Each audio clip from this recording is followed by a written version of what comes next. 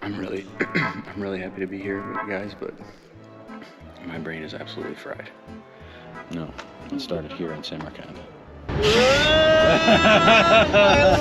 Oh man, what a crazy day. I'm not gonna lie, I have no idea where we're at right now or what we're doing, but business dingy.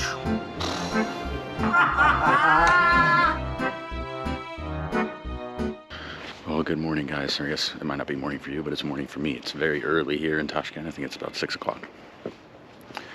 We are going to be taking the train to Samarkand today.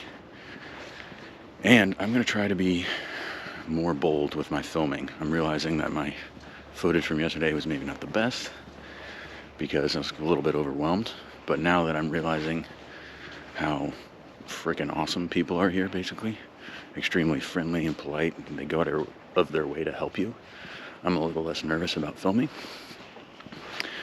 So I will try to get as much as possible for you all because I want to share this experience because I feel extremely lucky, and so far it's been incredibly special. Right now I'm walking down the street.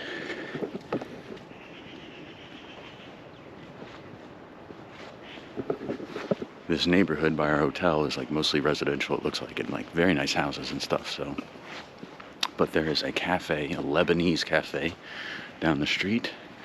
I'm gonna get breakfast, and then we are gonna catch a train to Samarkand. Very excited. This is a place with an incredible amount of history that I've been learning about for probably close to 20 years.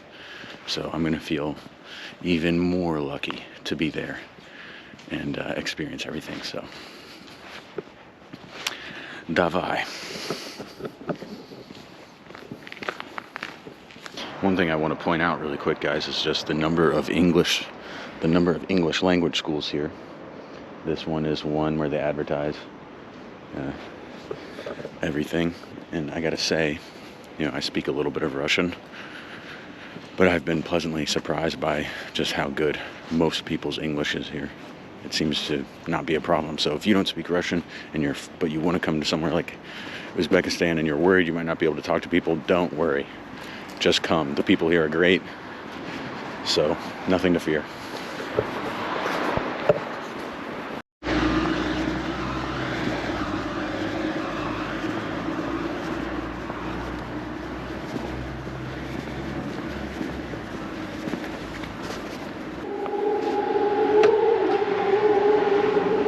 My cafe still isn't open.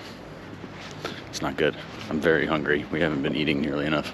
I can't find anywhere that's open, so I'm gonna ask this guy. See how this goes. Извините, братан. Ты знаешь, куда-нибудь я могу купить завтрак?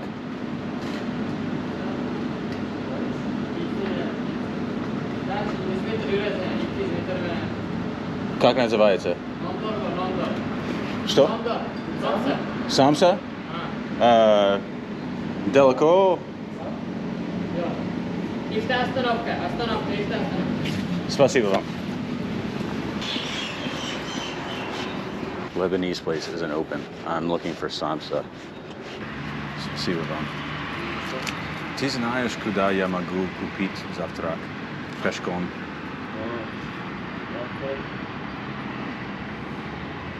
Все закрыто.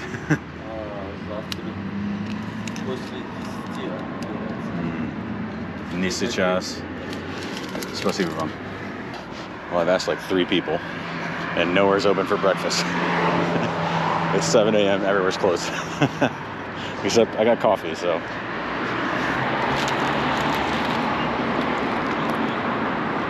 I'm gonna try this Lebanese place one more time because I'm absolutely starving.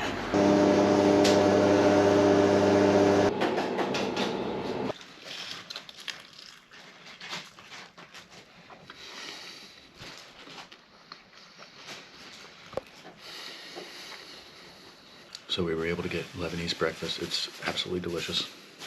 What's that? Then we're going to get a taxi and head to the train station and figure that whole process out. So stick around.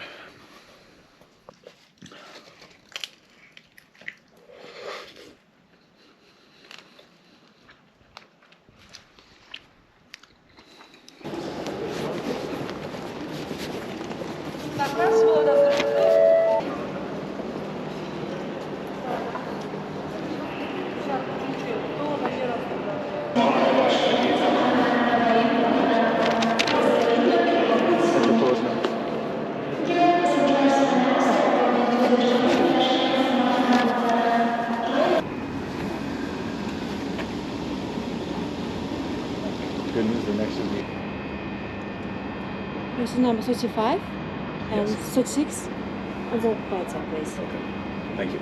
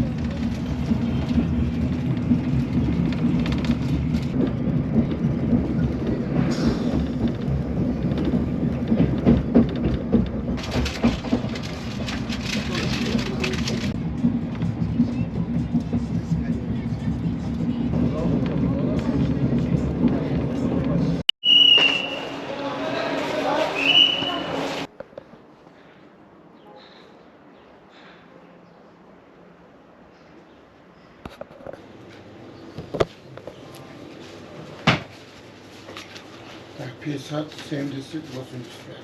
Спасибо вам. Окей, да. Он нужен просто отдыхать. Конечно, да. Он тоже ваш друг? Да. А чего он устал, вы не устали? Не понимаю. Он устал, вы не устали? Да. Я чувствую очень хорошо. Ну.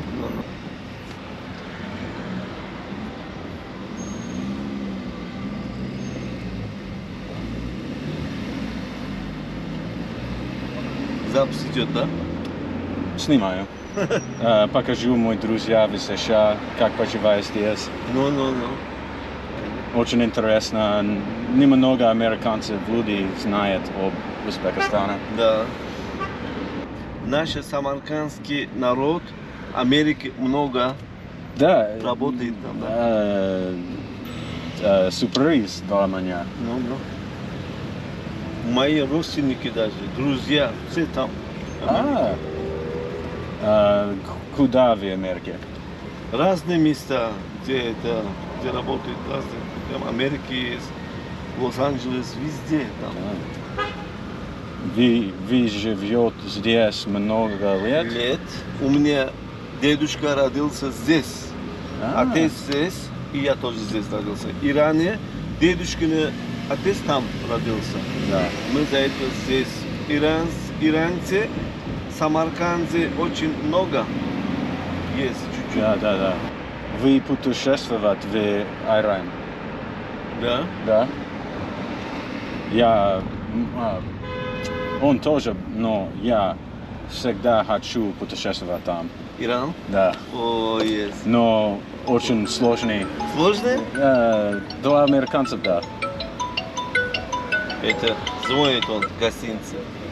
Алло. Mana ben bir minut taşıdım onu. Kayırlayım? Непонятно чуть-чуть. Он, Непонятно совсем. я здесь живу, Да. он мне объясняет улицу. Вы бронировали гостиницу, просто хостел. Просто хостел. Хостел, да. Просто так хостел, да. Я думал, у него чуть-чуть гостиница, он говорит, нет. Да, ясно. У вас семья есть? Да. Жена? Нет. Дети? Нет. Отец, мать есть? Да. Семья нету? Нет. Не женаты? Мама и папа, Всё. но не жена, Не женаты? не дети. А, Одна. Сам. сколько лет у вас? 33. Это у вас по высоте жениться. Я 19 лет женился. Да. Сейчас у меня внук. Внучка есть. Внук? Два У дочки. тебя внук? Да. Два дочки замуж дал я. Да, очень. У меня 4 детей. Вау. Не знаю. Я мечтаю, я говорить по-русски лучше. Лучше? Хорошо. Я мечтаю. Я вас очень хорошо понимаю. Вы нормально разговариваете. Спасибо. Хороший человек, похоже, серьезно. Да. Я тоже добрый, я не люблю так обманывать, и такой вещи нет у нас. Мы иранцы честные люди. Да, я всегда слышал это. Да. Об не только Иран, но много стран это район. И я хочу видеть сам. Иран. Да. Да. Это мечта. Да, это мечта. Может быть, одна сегодня, одна дней. Да. Я могу путешествовать там. О, человек, который разговаривает, это...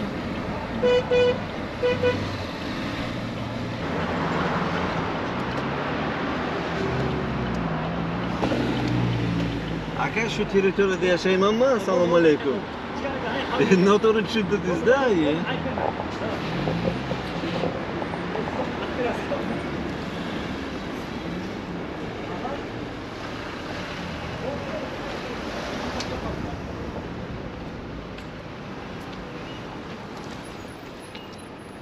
Свою гостиницу.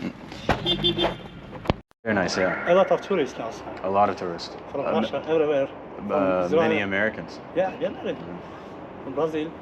Brazil. It's okay, it's okay. Take a seat, take a seat. Just lay down.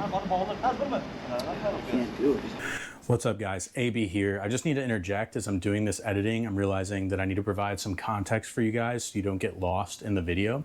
So on that day, my friend, who shall remain nameless, I'm going to refer to him only as my producer, started to not feel well on the train to Samarkand. So that when we got to Samarkand, we decided that the best option would be to rent the cheapest hostel that we could find so that he could rest that day and I could explore the city. So we booked the cheapest hostel that we could find, and as we were waiting kind of in this apartment complex courtyard, the guys we were with, my driver, Alec, and another guy from the apartment complex, they became really worried about my friend. They could tell that my producer wasn't feeling well at all, and so they insisted that we go buy medicine for him. So you're going to see the video pick up there, and unfortunately I lost audio from like this portion of the day as well. You can see here I bought a microphone, so hopefully that never happens again. I'm going to put a voiceover so you all kind of have some idea of what's going on, and it's really only a few minutes, so if you stick with it, I'd really appreciate it. And also, if you like this video, if you like the type of content I'm putting out, please give me a thumbs up. It's super encouraging for me to see that you all are liking it. Leave me a comment, tell me how terrible my Russian is, how bad the translations are, whatever. And yeah, hopefully you guys enjoy the rest of the video. Thanks for watching. So this is what the inside of Uzbek pharmacy looks like, in case you guys have ever wondered. But basically, you can see here this mystery liquid this lady picks up. It was the medicine that Alec recommended. No idea what it is till this day. I don't think my producer knew what it was when he was drinking it, but it did work. He felt better by the end of the day. And this is really where things went off the rails, because without my producer, I was stuck alone with Alec, who is a great guy. You can see later he won't even let me pay for this medicine. He pays for it. And he speaks 4 languages, but none of them are English, which means I'm stuck in Samarkand with this guy who I can barely communicate with. You know, my Russian is okay, I guess, but it was really a struggle to communicate, and it left me absolutely mentally broken. I think you'll see later in the video how much I struggle to like even communicate and explain what I wanted to explain that day. But finally we get into the apartment that we rented, the hostel, and you can see here this man up here with the purse, his name's Hamza, and he's the owner of the apartment. I think it was literally his apartment. Like, I think that's why it took him so long to let us in, is because he had to like move his stuff and clean it. But we're finally in, my producer can rest, and now this whole negotiation process commences where, Hamza wants to get paid for the apartment, but, I don't have enough cash because the cash situation in Uzbekistan is absolutely fucked. And so there's this long negotiation process, which was really, honestly, exhausting. It continued back outside into the courtyard. And, so what you need to know about Uzbekistan is the currency there has undergone tremendous inflation. And when I mean tremendous inflation, I mean tremendous inflation. To the point at which when you go to an ATM, you're pulling out hundreds of thousands of SOM, hundreds of thousands, and it's worth tens of dollars maybe. And so in order to pay for anything, with cash at least, you have to constantly go to an ATM to constantly pull out huge volumes of cash to pay for basic needs. And so ATMs are often empty, which was also really frustrating. I had to go to an ATM several times. But you can see Hamza here gets paid. He gets his handshake, and he's way happier now. And this is the crew I was with. I'm sure we were quite a sight, me and these 3 Uzbek dudes, so it's pretty funny. And Hamza there is telling me, I need to go check on my producer. He's really worried about my producer, I guess, like messing up his apartment or something. I don't know. He's insisting I go check on him. So now, one last handshake, and now it's just me and Alek for the rest of the day. And we become fast friends, We're talking about beards. We're talking about all kinds of other bullshit. And I really wish I had captured the audio from this conversation, but that's just, I guess, how it goes when you're a small-time YouTuber, It is what it is. But the first place that Alek takes me, he's going to be driving me around the city, is the tomb of Amir Timur. And Amir Timur was this great conqueror, post-Mongol invasion. I won't go into the history here. You can see how beautiful the tomb is. And there's a map of his empire. And I basically just really, I'm nerding out at this point in the video pretty hard. I had planned this whole elaborate story talking about the history of Samarkand and the other Silk Road cities and Amir Timur and his empire, and all of that went to the wayside because I was completely mentally frazzled. I had woken up super early and I was relying entirely on my Russian, and it really just drained me. But eventually I get to go inside the tomb of Amir Timur, and it is truly incredible to be there. I mean, you kind of get a feel for it here of how intricate and beautiful it was to be inside that place. I mean, truly awesome. And there's the man, the myth, the legend, Alek. Awesome guy. Anyway, there's the actual sarcophagus, casket, tomb, whatever, of Amir Timur. And you can see how happy I was to be there. I mean, it was really awesome experience, and I look back on it very fondly. I'm very happy that I got to be there and that I get to share it with you guys a little bit. And tourism in Uzbekistan is booming. You can see how things are being renovated and rejuvenated for tourists. And here we go into the gift shop of the tomb there, of Amir Timur's tomb. And I was really hoping to find some Soviet stuff, so naturally I immediately honed in on this portrait of Stalin. And, I'm pretty happy to found it there. But I really wanted to buy some Soviet souvenirs, and I guess I honed in on this flag of Lenin. But Alek basically convinced me not to buy it because he said it was just way too expensive. And I remember being shocked at what the price was at the time. It definitely didn't seem right. Yeah, so there's Alek, completely unimpressed as the guy tries to sell me the flag. But then Alek takes me to the Registan, which is this old ancient square that's been redone. And it was an awesome experience. But Alek drives me around the city to all these places, and I get totally mentally exhausted. And that's what you're about to see as we pick up at the Shah-e Zinda. I'm at the Shah-e Zinda, and I don't even know how to feel, simply because what a whirlwind today has been. I mean, holy shit. I was not ready for all of this, and I'm having to rely on my Russian completely, and it's not good enough. But very beautiful architecture. This is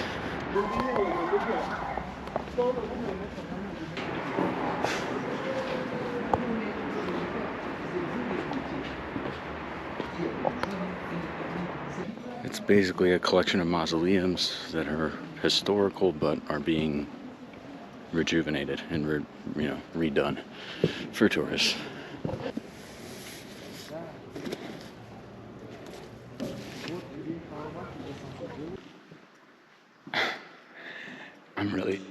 I'm really happy to be here, guys, but My brain is absolutely fried.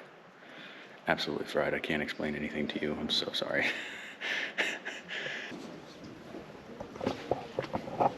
Really beautiful architecture, though.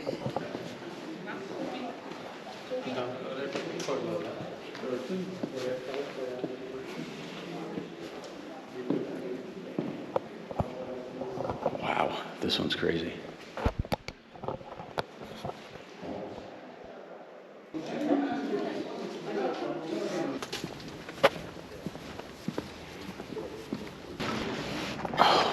I'm gonna try to recover a little bit here. So the whole reason I was so excited to come here was because Samarkand is a very ancient city, and there's lots of different layers of history here. I'm gonna try to be quiet because there's lots of people. But for centuries, this place was a center of civilization unto itself. Many people think of this as just the Silk Road, but that's not true. Before it was the Silk Road, it was the Sogdian Empire. And then Alexander the Great came, and then it was the Bactrians, and then the Persians, and then the Arabs, and then the Mongols, and then Amur Timur, and so on and so on. But what makes it so interesting is that because it was its own center of civilization, it became a reserve of knowledge, philosophical, scientific knowledge, that is extremely important. What's interesting is that if you need to navigate the steppe, let's say, well, you need tools, you need instruments, you need an astrolabe. And so astrolabes, which the Europeans used to navigate the seas, had a lot of their origin here in the steppe by nomadic people. And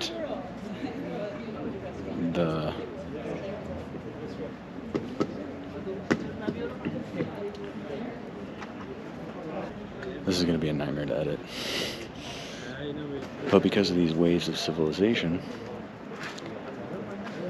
Samarkand particularly, but also the other Silk Road cities, in quotations, became repositories for scientific knowledge. The Greeks, Aristotle, Plato, Socrates. So a lot of people think the European Renaissance started in Venice or Milan or Spain even, Al-Andalus. No, it started here in Samarkand. I'm just trying to appreciate being here, trying to appreciate being here. It's a very important place, and I think it will become an important place again soon.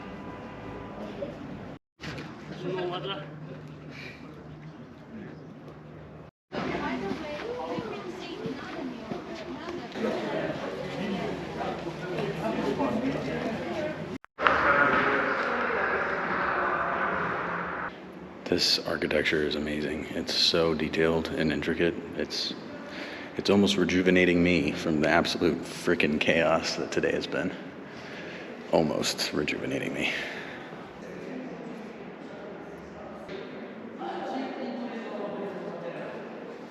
I'm freaking dead in the inside, guys. I'm so done. Спасибо вам. Его друг. Друг, да. Something really cool just happened. I'll show you all later. Sometimes it pays off to have no plan. Правильно. Неправильно дырэто. Правильно? Да, правильно. Теперь правильно. Oh man, what a crazy day.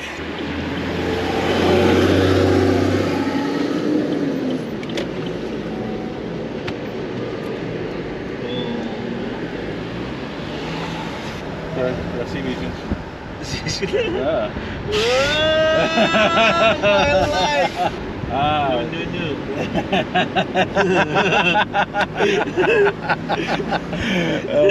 Понял? Или вот так? Смешной человек. Да. Очень прекрасно.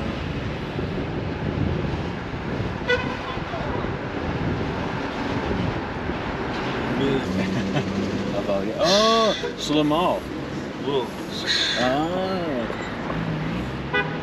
Редко или обычно? Обычно? Обычно. Обычно. Много каждый день. Да. Америки тоже так? Да. Да. Там Да. Да. много? Много. Как называется? Пистолет. Пистолет. Много пистолет. О, Здесь нельзя. а Здесь нельзя. Если Совсем. здесь пистолет, Да. тюрьма. Да, да, да. Здесь в общем нельзя. Да. Узбекистан.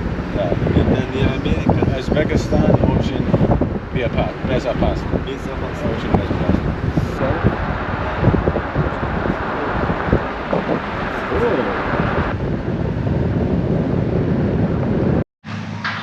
I'm not gonna lie, I have no idea where we're at right now or what we're doing, but I'm just going along with it.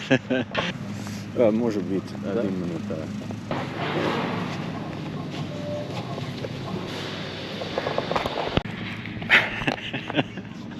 My guide Alec is in there taking a massive shit. Oh man, what a day today has been. It's absolutely fucking crazy.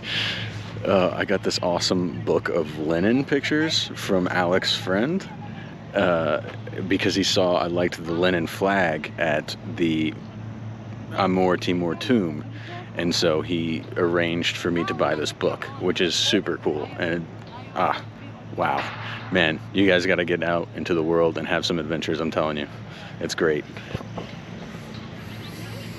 So I think we're getting some food and then going to the observatory. I think.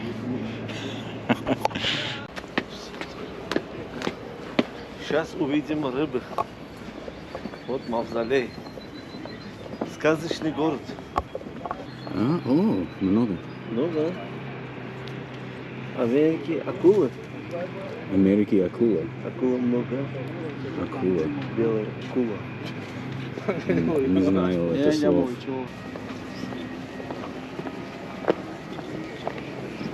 Alec has brought me to some place. I don't really understand what it is, but I just had my first ever samsa. It was awesome, and I'm gonna have another one. Спасибо.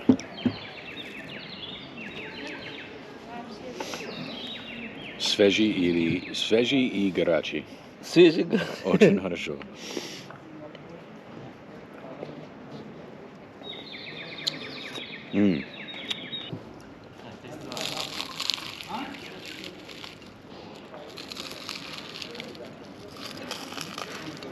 Очень вкусно. Очень вкусно. Очень хороший день.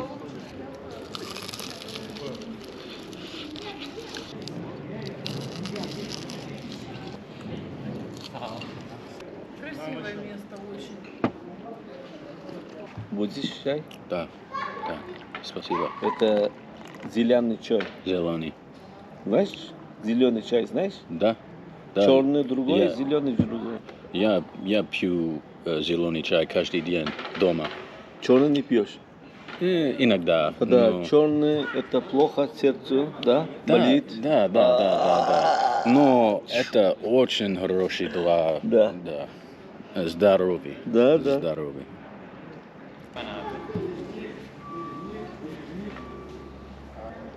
Люди здесь очень удобные. Да? А, здесь. Relax. Америка много, да. Да, бизнес, деньги. Да.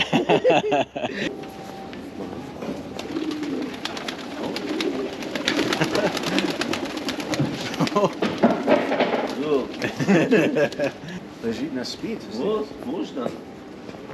Можно сидеть. Вот. И есть, и разговор, и Да. да.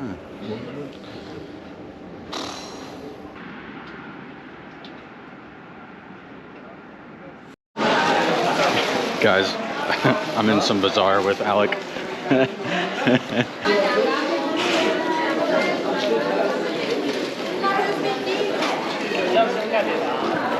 Вот. Что такое? Что это? Indisi kanal ada. А? Indisi kanal.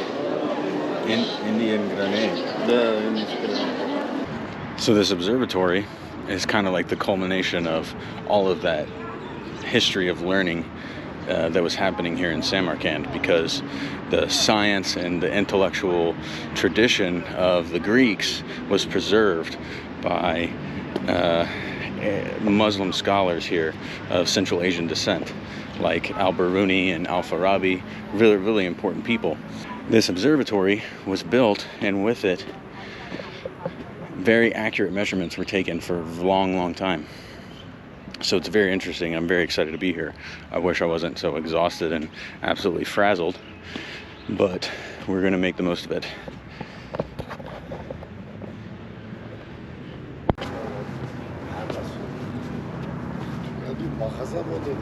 Okay, I think I'm going to try to explain everything this time. We'll see if that works. So because these Silk Road cities were isolated in the source of their own civilization for so long, basically they were able to preserve the knowledge and history of the Greeks, of the Persians, of the Indian civilization, of China, throughout all the turmoil of history. And actually, because they grew cotton here, they were able to make paper out of that cotton, which is much more resilient than other materials that might be, you know, like bamboo or papyrus, used to preserve knowledge. And that's very, very special. And it pretty much culminated with this observatory here, which is a very special scientific instrument.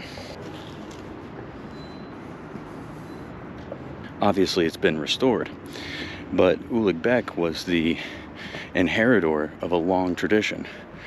Like I said, from philosophers and scholars like Al-Biruni and Al-Farabi, Al-Khwarizmi, that basically created so much of our modern world, and they're completely forgotten today. A man like Al-Biruni was able to actually calculate the circumference of the Earth within 10%. It was an unsurpassed measurement until like the 19th century. And not only did they advance science and knowledge and philosophy, they were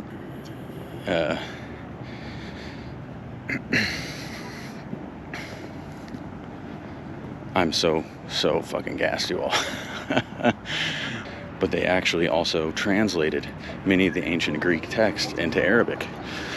And from those translations, that knowledge was reintroduced to Europe. So when we think about the European Enlightenment, we might think about Spain, we might think about Venice, we might think about Baghdad, but we never think about Central Asia and Samarkand and Bukhara and Khiva.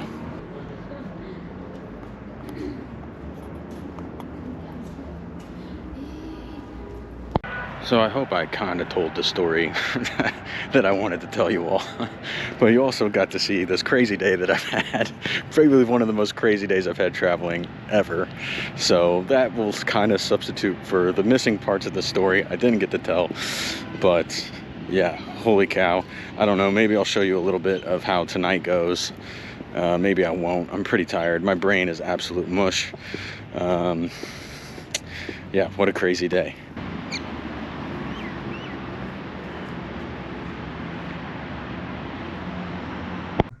یک چیار کلیت ختم جون همه دوربینات منو گفتن سوختن یکی دکتا Он готов. Ой. Может быть? نقش می بو Да. ها Да, он... بله زباله Забавный. زباله Да. زباله Его надо Америку. Да? Да. меня Hamza Amir